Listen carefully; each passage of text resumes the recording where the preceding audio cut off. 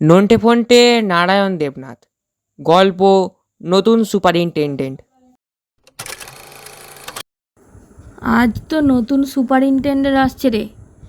আগে স্যার তো খুব ভালো ছিলেন, এই স্যার কেমন ব্যবহার করবেন আবার কে জানে। খারাপ করলি টাইট, কি বলিস নন্টে? হুবহু। কিন্তু কে যেন এদিকে আসছে রে ফোনটে। আমাদের নতুন স্যার নয় তো রে? সেই রকমই মনে হচ্ছে রে, কিন্তু কি কলে বল রে মায়েরি? স্কুল বোর্ডিংটা কোন দিকে, ওই ছোড়া দুটোকে জিজ্ঞাসা করে দেখি। এই ছোড়া, স্কুল বোর্ডিংটা কোন দিকে রে? ওই দিকে। বাহ, স্কুল বোর্ডিংয়ে যাওয়ার খাসা রাস্তা বাদলেছিস ফোনটে। হি হি। হ্যাঁ, একেবারে শর্টকাট। চল এবার আমরা ফিরি। ওদিকে প্রায় আধ মাইল চলে এসেছি, কিন্তু কোথায় বোর্ডিং? ছোড়া দুটো তো আচ্ছা ছুঁচো।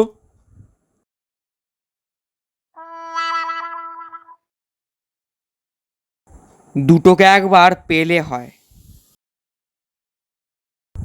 আধ ঘন্টা পরে, আসুন আসুন। এ কি, এ অবস্থা হলো কি করে?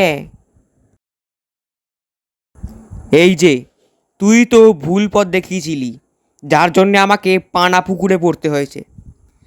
না না স্যার, ভুল রাস্তা দেখায়নি তো। আবার আবার মিথ্যে কথা। না স্যার, আমি তো ঠিকই দেখিয়েছিলাম, আপনি দিক ভুল করে ফেলেছেন হয়তো। দিক ভুল করেছি বটে, ঠিক আছে, আমার ঘরে দেখা কর, ভুলের মূল সমেত উপড়ে দিচ্ছি।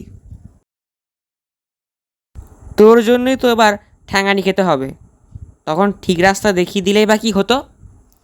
আরে তখন তো ছোঁড়া বলে ডাকতেই আমার মেজাজটা কেমন খিচড়ে গেল, আমি অমনি উল্টো রাস্তা দেখিয়ে দিলুম। বলে কি না দিক ভুল, আসুক হতচ্ছাড়া দুটো। স্যারের ঘরে ঢোকবার আগে সেরকম হয়তো কিছু বলবে না বুঝলি, দুটো ধমক ধমক দিয়ে ছেড়ে দেবেন। কি বলিস নন্টে?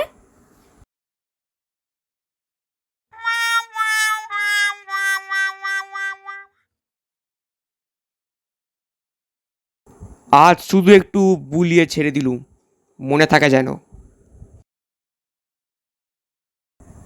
কয়েকদিন পরে, নতুন স্যার তো বন জঙ্গল খাইয়ে খাইয়ে পেটে একেবারে সুন্দরবন বানিয়ে দিল মাইরি। বলে ও সব নাকি ভিটামিনেতে একেবারে ঠাসা, আর নিজে মাছ মাংস রাচ্ছে। এর একটা বিহিত করতেই হবে। সে তো ঠিক কথা, কিন্তু কি করে কি করবি? যাতে নিজেই এখান থেকে কেটে পড়ে সেই ব্যবস্থা করতে হবে। মাথায় একটা দারুণ আইডিয়া এসেছে, তোকে কি করতে হবে ভালো করে শোন। রাত্রে কি হলো, এত চেঁচামেচি কিসের? স্যার, নন্টে এই ঘরে থাকতে চাইছে না, জানলায় কি যেন একটা দেখেছে বলছে। শুনে তো আমারও গাটা কেমন ছমছম করছে। বটে, কি দেখেছিস শুনি? ভূত স্যার, নিশ্চয়ই ভূত। জানালা দিয়ে আমার দিকে তাকিয়েছিল, আর আমি চাইতেই সাত করে সরে গেল। গাঁজা টাঁজা খাচ্ছিস নাকি রে? কি দেখতে কি দেখে বলে কিনা ভূত দেখেছি। কাল তোদের বুঝিয়ে দেব যে ওসব হচ্ছে মনের আর চোখের ভুল। এবার আর ঝামেলা না বাড়িয়ে চটপট শুয়ে পড়, বুঝলি? পরদিন ভূত সম্পর্কে জ্ঞানগর্ভ উপদেশের পর এবার সব কিছু বুঝতে পারলি তো? মনকে দৃঢ় আর সাহসী রাখতে হয়, আর গুরুপাক দ্রব্য বর্জনীয়, কারণ পেট গরম হলেও ওই রকম সব অলীক দৃশ্য দেখা যায়। সেদিন বিকেলে, ওটা কি পিস্তল নাকি রে? আপস! ইয়েস, এটা পিস্তল, তবে গুলির বদলে এইটা বেরোয়, হা হা। সেদিন রাত্রে ও ভোজনটা আজ একটু গুরু হয়ে গেছে, জল খেয়ে শুয়ে পড়া যাক। এউ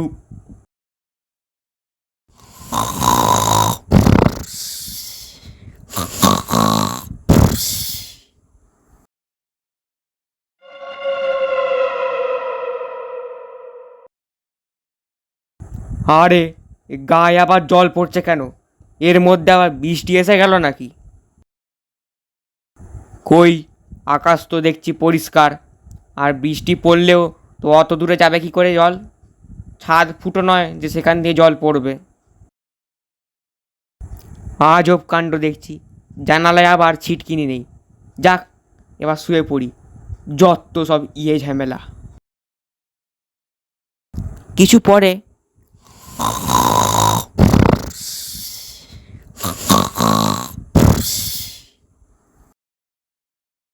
হঠাৎ খাত, ও ওরে বাবা রে, এসব আবার কি শুরু হলো?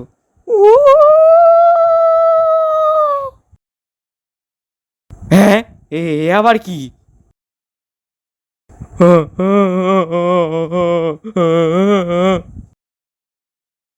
স্যার, স্যার, স্যার, আরে ও স্যার, দরজা খুলুন স্যার। একটু পরে, কি হয়েছে? স্যার, আপনি গোঙাচ্ছিলেন কেন স্যার? ভাবলাম আপনি ভয় পেয়েছেন। ওসব তোরা বোধহয় ভুল শুনেছিস। আমি ভয় পাবো? কি যে বলিস! হ্যাঁ, মনে হচ্ছে তোরাই খুব ভয় পেয়েছিস। ভয় কি? তোরা দুজনে আমার ঘরেই থাক না। আচ্ছা স্যার, ঠিক আছে। তোরা জেগে থাক। বেশি আহারের মতন আবার বেশি ঘুমও স্বাস্থ্যের পক্ষে ক্ষতিকারক। আমি একটু শুধু ওই চোখ বুজে পড়ে থাকি, বুঝলি? তোরা ভয় পাস না জানো, আমি তো আছি। হ্যাঁ স্যার। একটু পরেই, আরও একটু পরে,